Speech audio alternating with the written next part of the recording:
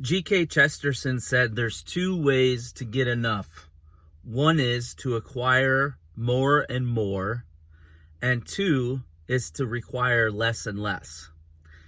10 years ago, I turned 40, and I really did a overview of the first half of my life. And at the time, this was 10 years ago, I realized that I wasn't where I needed to be financially. Now, here's the thing you need to know about that. You say, well, where do you need to be financially? I don't know.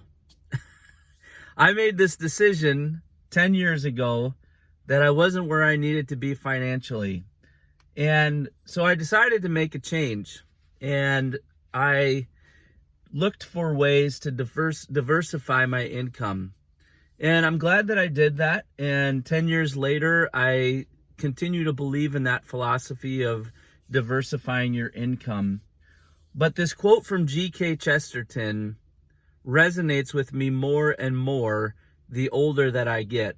I look around and I see this old van that I drive that I paid $600 for. I look at regular vans all the time now that are $25,000, $30,000. And I think that's insanity to think about spending $25,000 or $30,000. I mean, think about how much you would have to work after taxes to be able to afford that. It's just crazy.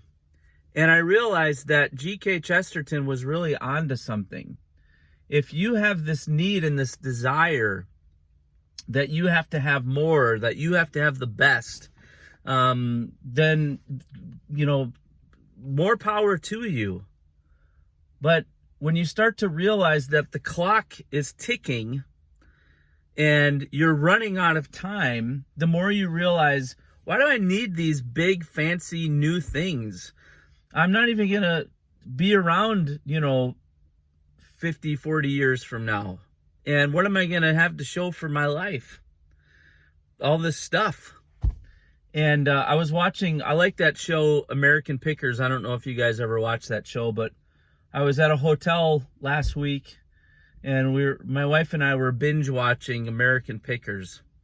And this guy was this collector, and he collected all kinds of things, and he had barns and barns full of things that he had collected over the years, probably spent thousands upon thousands of dollars. And he got sick and he died, and he was fairly young. And his wife was left with all of this stuff, and she said, I don't even know what to do with all of this stuff, because she didn't share the same passion that he had for those things. And so she had invited the guys from the American Pickers in to try and figure out, what am I going to do with all this stuff? I mean, there's thousands and thousands of dollars, of stuff just in these barns and these buildings and all of these things. And it was a great reminder to me that there was a scripture where Jesus warned about that. He warned about, gathering all of this stuff and filling up all of these barns and having all these material possessions, knowing that in a moment, your life could be over. Your life could be done.